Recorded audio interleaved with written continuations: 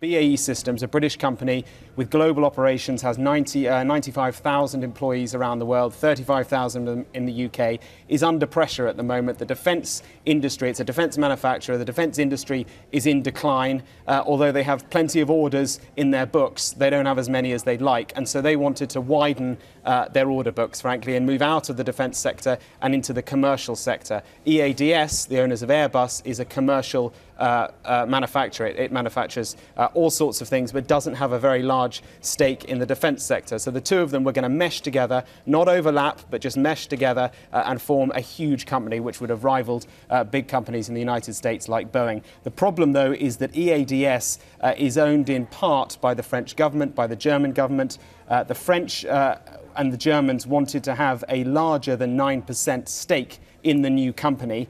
And that simply wasn't good enough for Britain. Britain wasn't willing to take that, and so it's collapsed. Now, the concern is that you might imagine that normally when two companies merge, there might be job losses. Well, in this case, the job losses are more likely now that they've not merged, because, as I said, they would mesh together and not overlap. The job losses, had this gone ahead, would have been minimal.